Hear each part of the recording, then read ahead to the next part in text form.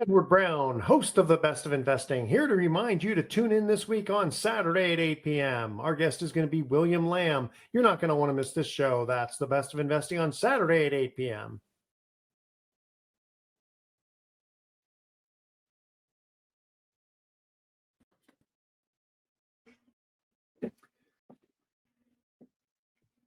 Welcome. You're listening to the Best of Investing. I'm your host, Edward Brown. Our phone number is 888-912-1190.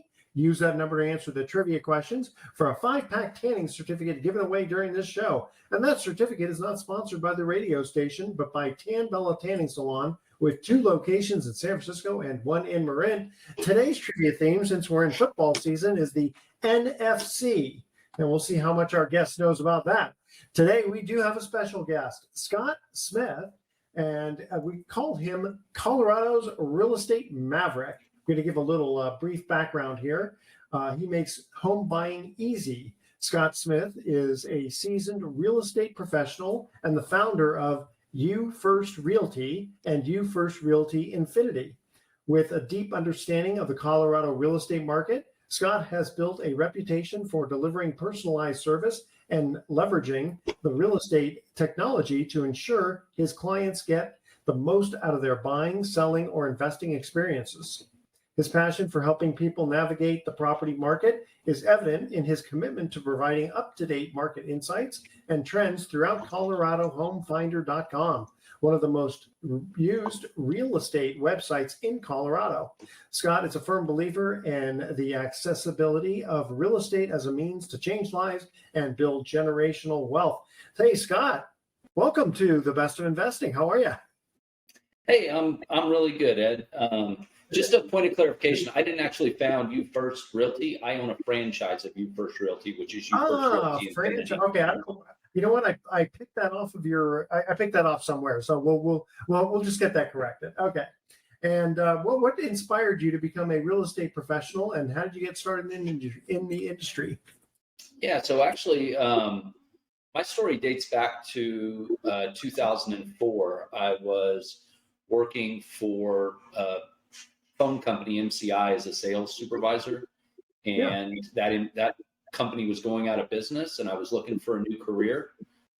And so a friend of mine had gotten into the mortgage business, and he was talking to me about the kind of money that he made, and he showed me a check for a closing, which was like $10,000. And that was kind of all anybody needed to show me, was that you could make $10,000 on what I looked at as a sale back then. And so I got in the mortgage business, did really well, opened up a small mortgage company, did some small business financing.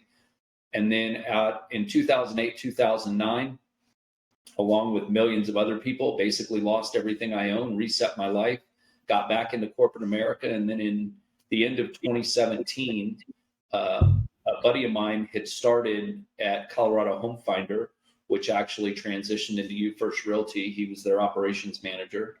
And he was like, "Oh, you should get back into real estate, Scott. You love it." And so I did. I took an opportunity, realized kind of in my mid 40s that if without a degree, I was always going to be working for somebody else unless I did something to go out on my own. So I bet on myself, got my real estate license, and just never looked back. It's been an amazing experience. Yeah, I was going to say from 2017 on, I can imagine it being a good experience. And do you stay primarily in Colorado? I do. I do. I definitely focus on the Colorado market. That's again, from I don't know that much about it, but it seems like a pretty strong market in most of Colorado. I work what I would call the I-25 corridor. So from Fort Collins, Denver, primarily in the Denver area, but I'll go anywhere in Colorado that someone wants me to help them buy or sell a piece of property. I've driven all the way down to South Fork, which is like west of Pueblo into the mountains. It's a 4-hour drive to help a buddy buy a hay farm. I've driven, north of Fort Collins. So I don't care where I have to go when I coach my agents that, we make a good amount of money per sale. And you've got to really look at, if you're making more than $100 an hour, you're doing better than most people. So, if you're investing 4 or 5 hours, even 10 hours in a drive and 5 hours in contracts and negotiations, and you're making $12,000, $8,000 on a deal, you're, $700+ an hour. You'd be crazy to refer that out. We should just keep that in house because. Especially if you keep your expenses low. My sister lives in Boulder. Oh yeah. She likes that. Tell you what, we're going to go to our first commercial break here. Goes kind of fast. And again, this is a reminder, Scott, if you know the answer, don't say anything until we come back from the break. Here is our first trivia question. Which NFC team was the first to win the Super Bowl after the 1970 merger? Call 888-912-1190. First caller with the correct answer wins that tanning certificate, which is worth, by the way, over $100. Which NFC team was the first to win the Super Bowl after the 1970 merger? That's our trivia question to win the tanning certificate. I want to make a mention here also for iTex, which is an international barter company. I've been with them now for a number of years.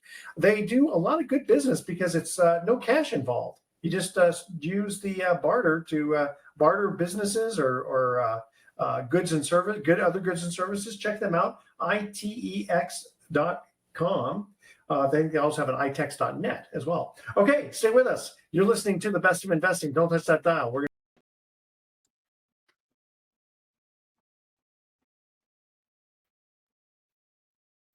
Welcome back to The Best of Investing. I'm Edward Brown, your host, along with my special guest, Scott Smith.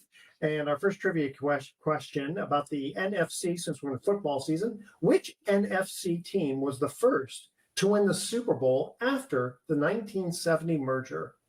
Scott, do you know the answer to that? I don't know the answer, but I would guess it was the Packers, but I don't know that that's right. Well, the Packers won the first Super Bowl, but that was before the merger. Right. After the merger was the Dallas Cowboys beating Miami 24-3 in Super Bowl VI. Good old Roger Staubach would have been the quarterback back then. Roger Staubach was the quarterback. Yeah. It's funny. He had Craig Morton was on the Dallas team during the Ice Bowl when they lost to the Packers. And then he was Don Meredith's backup, and then he ended up going. The reason I mention this is because he ended up going to Denver during the Orange Crush. I have a national sports show that I host, and he lives not too far from us. So I had him on the air about 8 years ago or so. It was kind of fun. Cool. Yeah, very very cool stories, I tell you. All right. So now explain how this works, because you're a franchisee, you're not the founder. And is it, you were mentioning real estate lending, but then you're also mentioning about real estate buying. So what part do you assist with? So I don't do mortgages anymore. Okay. I focus on buying, selling, and I do wholesaling. So I help, which I love. I mean, I love helping my agents buy and sell. I love contracts and negotiations, but I love the niche of wholesaling because it's a way to invest without actually ever having to hold property. So there's almost no risk for me. And so, I know a lot of the investors locally, so I have places that I can source those properties to, and it's a win for the seller because they're usually distressed. It is a win for me because I make some money, and it's a win for the investor because they find a fix and flip property. So is it primarily fix and flip? So wholesaling isn't fix and flip. Wholesaling is you're basically finding properties for fix and flippers, and you're making money as a middleman. Yeah. Yep. And so do you double escrow these? No, there are title companies here understand how to process the deal, so you don't. There are occasions in which you need to do a double close, but it's very rare. Gotcha. Okay, so they'll just kind of like keep it open and I get it. And then how do you stay up to date with the latest trends and developments in the real estate market, and how do you use this knowledge to benefit your clients? Yeah, so our brokerage is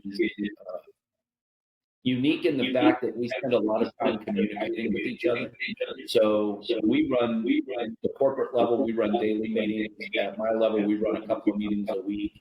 And so the interaction from all of the agents and the feedback that you get is really how we stay up to date with what's going on in the market. Plus, I mean, reading stuff on the internet, there's some really great websites out there.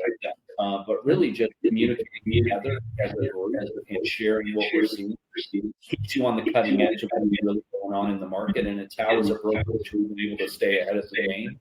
The market shifted during the pandemic, and we understood we were using sunset clauses, which, all kinds of different tools to help us get properties under contract over other brokerages. And then as the market slowed down, really talking to each other about how to help our buyers and mainly our sellers right now, because the sellers are the ones right now who are feeling a little bit of that pinch with the market slowing down, especially with the holidays.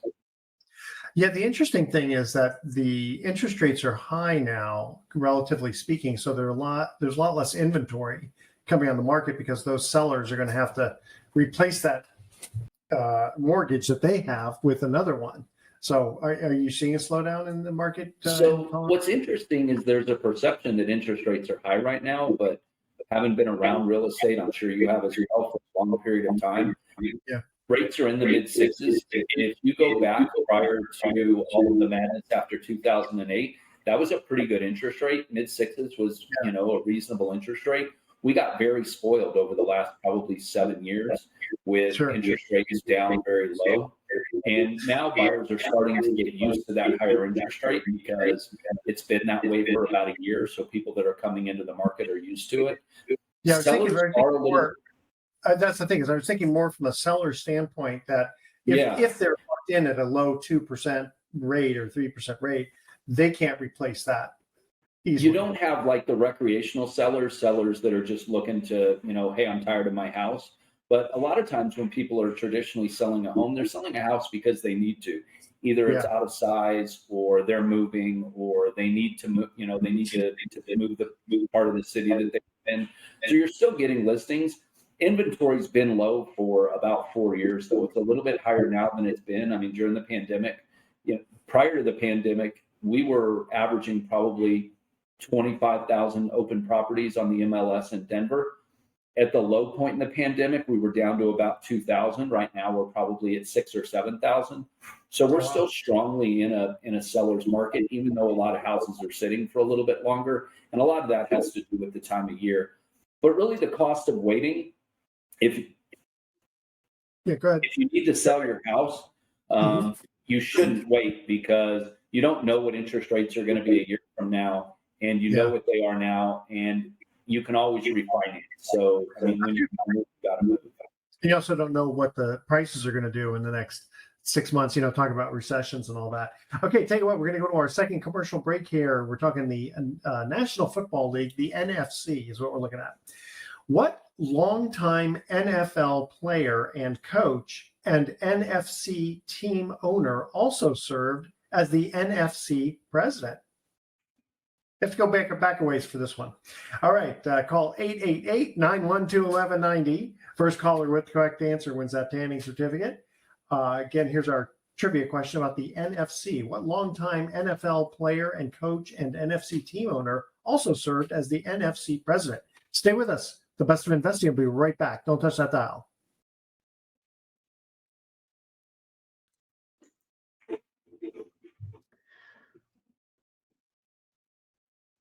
Welcome back to the Best of Investing. One more time, I'm Edward Brown, your host, along with my special guest, Scott Smith. And our second trivia question, what longtime NFL player and coach and NFC team owner also served as the NFC's president? Scott, any idea? No, I have no idea. George Halas. Oh, George Halas from the Bears. All right, so let's go on. Let's ask you some more questions here. So what sets ColoradoHomeFinder.com apart from other real estate websites, and how does it help your clients achieve their goals? Yeah, so ColoradoHomeFinder.com was our old website. UFirstInfinity.com is our current website. And what sets it apart is just the access to information and how often we update with the MLS. A lot of real estate websites update, very infrequently because their goal is to generate a lead to sell to somebody else, such as Zillow or Redfin or one of those, Sure. where our goal is to find people who want to buy and sell houses. So we want to make sure that our website is very up to date. Plus, it's super interactive. It's really easy to use. And we utilize multiple MLSs across the Colorado market, so that you can look all the way up in Fort Collins and all the way to Colorado Springs until you get there on one website. Okay, fair enough. And can you share a success story from your career, and were you able to help the client achieve the real estate goals? Oh yeah, I mean, lots of success stories. One of my favorite ones is during the pandemic. I had a client who really didn't have any cash. They were having to use down payment assistance, and at that time, people were having to bring like cash above the listing value of the home in order to be able to close. So people were bringing $40,000, $50,000, $60,000 above the price of the home in order to be able to close. And so I was able to get Vanessa a house.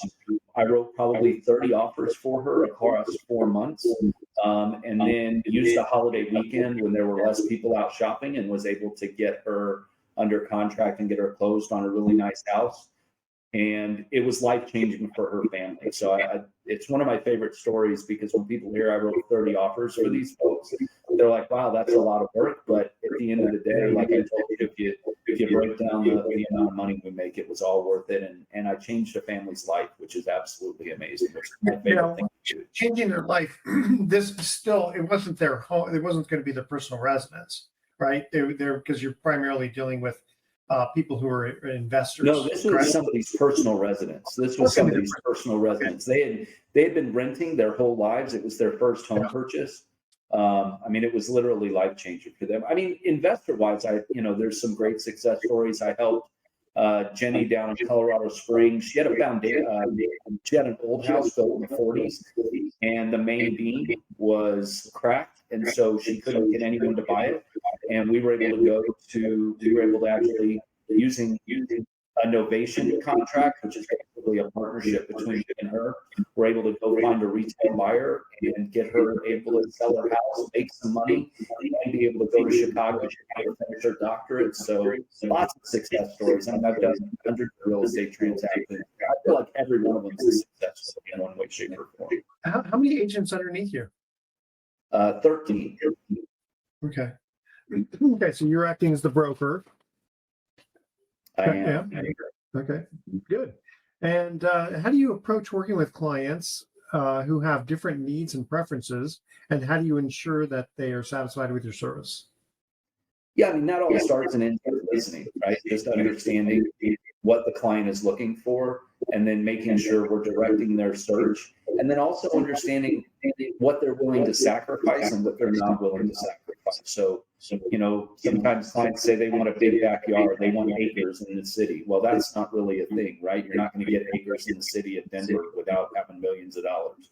And so really understanding that a big backyard just means they want something big enough that their dog can run around in. So understanding and being able to translate what a client tells you into what the actual expectation is, so that you're showing them homes or finding investment properties that are actually in line with something they're going to be willing to move into and love as their house. What price ranges do you usually work with? I tend to do the majority of my business in the probably $400,000 to $700,000 range. I'm not. It's just the niche that I've been in, which is why a few years ago I was number 2 in the brokerage with actual volume. I was beat by $200,000 by an amazing agent, and I did 37 deals that year. She did 25, and she beat me by $200,000. So, dealing with the bigger. It's about $400,000 to $700,000 range that primarily I work in. Gotcha. And now the way that you make your money is going to be just typically as the broker over the agents. Sharing. So I make part of my money as a broker over the agents. I also close my own personal referrals, so I have that income, and then I also make income from wholesale. So I have basically three streams of income that come in. Okay. And before we cut to break, if people are interested in the Colorado market, how do they get a hold of you? Yeah, they can call me on my cell phone, 720-252-7037. They can shoot me an email at scott@youfirst.com, and it's YOU, the numeric one, S like Sam, T like Tom.com. Those are really the two best ways to get in touch with me. All right. We're going to cut to our third commercial break here. Again, we're talking the NFC. And we asked you two easy questions. This is a hard one. Poor Scott, he's rolling his eyes. Okay. Which NFC team, when it signed its first African American player, became the last to have an African American active on the roster? So basically, when they signed their very first African American player, they were the last to actually have a black player on their roster. Which team are we talking about? Call 888-912-1190. First caller with the correct answer wins that tanning certificate. Also want to make a mention here for Tahoe Lakeshore Lodge. They have 200 feet of beachfront property right on Lake Tahoe. You got to check them out. Beautiful property. All right, stay with us. Don't touch that dial. Best of Investing. We'll be right back.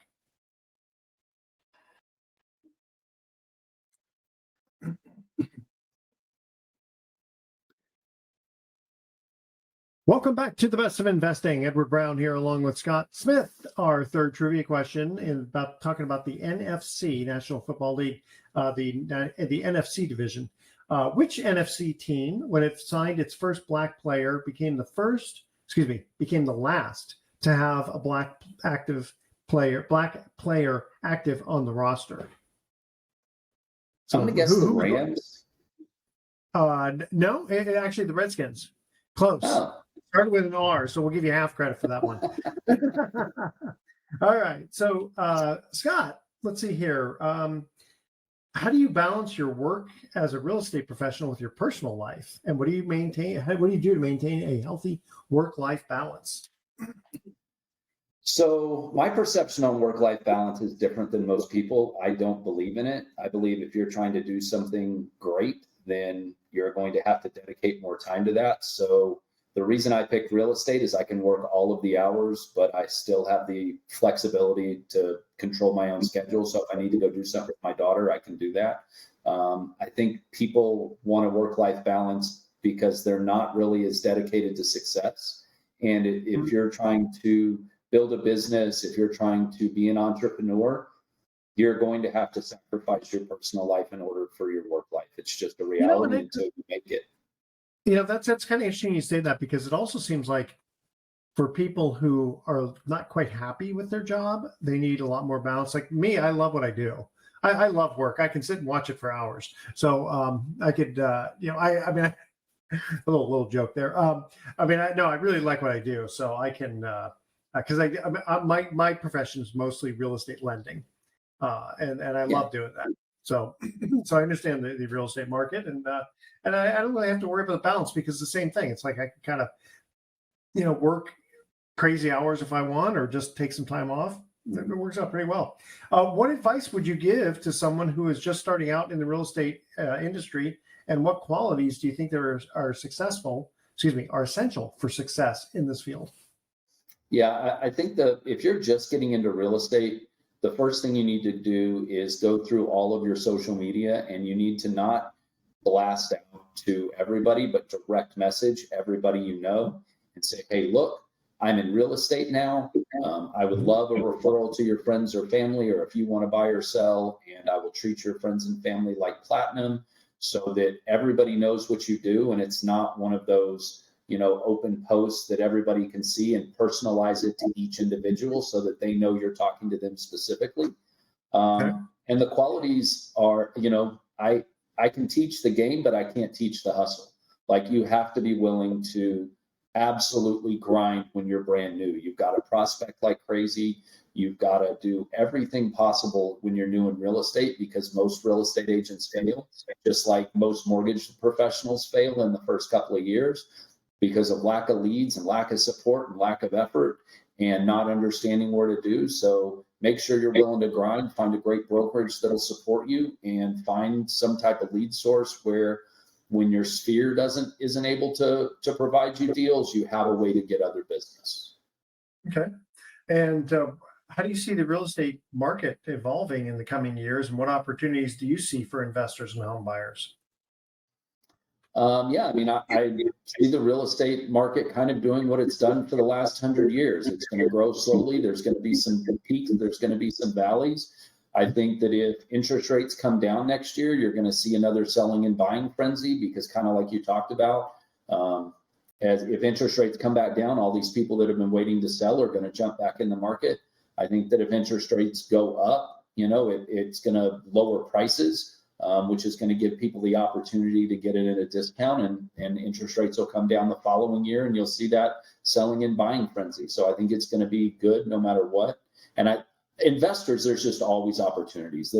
We are always able to help distressed sellers, right? There's always those folks out there. It seems like there's always a good time to buy real estate. It's just a matter of how you buy it. Yes.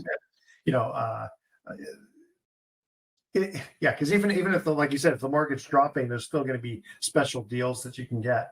And last question here: what do you enjoy most about your work as a real estate professional, and what motivates you to continue helping people buy and sell homes? I love people. I love my clients. I love helping people out of bad situations, and I love helping people get into better situations. So this is a people-oriented business. And if you don't love people, it's probably not for you. But I enjoy working with my clients. I enjoy problem solving with them and getting them into situations that improves their lives. Very good. All right, Scott, thank you so much. Give out your information one more time to our listeners. Yeah, absolutely. My cell phone number is 720-252-7037. My email is scott@youfirst.com, and it's YOU, the numeric 1, S like Sam, T like Tom.com. And Edward, I just wanted to say thank you very much for having me on your show. I really appreciate it. Sure. You have opportunity to put all kinds of guests on, and you let me come on. So thank you very much. No, it's great, because a lot of times we don't get people who specialize in a specific market. So it's really kind of interesting to say, okay, hey, if you're interested in the state of Colorado, which is a great state, a lot of good real estate stuff going on there. At least we now have a good contact, Scott Smith. Thank you. Smith in Colorado. All right. Now, when we come back, I'm going to spend the last few minutes, our new sponsor, Scottsdale Mortgage Investments. They specialize in buying either performing or distressed mortgages from banks and hedge funds. And they have what they call a trade desk for people to sign up, where they can buy individual mortgages. Some mortgages are really cheap. They're only like $10,000.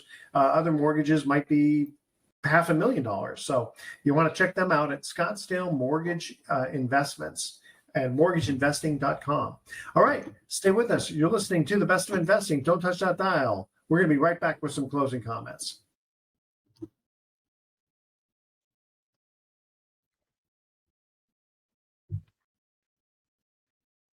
Welcome back to The Best of Investing. Last time for today, I'm Edward Brown, your host, and we were mentioning just before we went off the commercial break about Scottsdale Mortgage Scottsdale Mortgage Investments, which they buy individual deeds of trust from banks and hedge funds at discounts, and they can turn those around pretty quickly. And what they're doing is they're looking for individual investors who are interested in getting into the debt side of things, buying the mortgages at discounts. You can start, I think, with as little as $10,000, and the rates of return are pretty high because you can buy distressed debt and then fix and flip the properties if you foreclose on them, or you can trade yourself the mortgages. You can buy the mortgage for $10,000, maybe try to flip it for $14,000, $15,000, or if you're lucky, you can foreclose on the property and make another $20,000, $30,000, $50,000. So check them out at Scottsdale Mortgage Investments.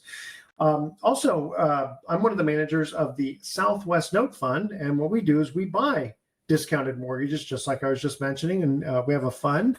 That fund pays just a flat 8.5%. You do have to be an accredited investor, which means you have to have a net worth exclusive of your home of at least $1 million. Or if you're single, make $200,000 a year. If you're married, you make $300,000 a year. And the best part of this is we pay monthly. And the one of the things I really like about how conservative it is the fact that the average loan to value is about 53%, with the average investment to value of about 37%.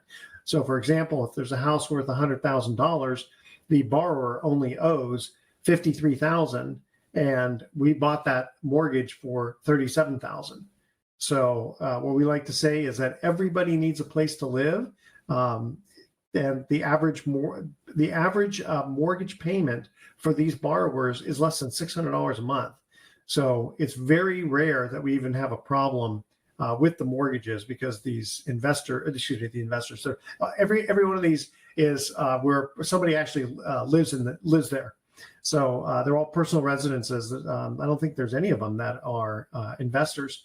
Everybody needs a place to live. Hard to find even an apartment for under $600 a month. You have equity, you're going to make sure you make those mortgage payments. And interestingly enough, none of the mortgages we have are in California. So the foreclosure laws are a lot friendlier outside of California. But a lot of times we just work with the borrowers. If they're having a hard time paying, we can just modify the loan and get them to start paying. And it's kind of a good deal for everybody. So if you're interested in that, you can go to our company, which is pacificprivatemoney.com. Look at the Invest tab and check out the Pacific Southwest Note Fund. We also have another fund called the Freedom Fund, where we originate notes, mostly bridge loans, and that's primarily California. And that pays in an interest rate of anywhere from 7 to 10%, depending upon how much one invests. And the loans are packaged and resold to the big boys. So it's kind of a nice little conveyor belt of money coming in and out. So these funds are very, very conservative. You're not going to get rich because all we're doing is just paying a nice flat interest rate. So check that out. Check them out, pacificprivatemoney.com. And again, for individual small deeds of trust that you may want to buy, and you can fix them, flip them, foreclose on them. It's a great way to get also involved in real estate for a very low amount of money. Scottsdale Mortgage Investments, and go and sign up for their trade desk, as they say. All right, here's our thoughts for the day. What did Santa say to the smoker? Please don't smoke. It's bad for my health. And of course, I talk to myself because sometimes I need expert advice. All right, tune in. There's a little levity there. Okay, tune in next week to The Best of Investing. We're going to be giving away more free prizes for answering trivia questions. Thanks for listening. On behalf of our team, I'm Edward Brown, wishing you the best of investing. So long.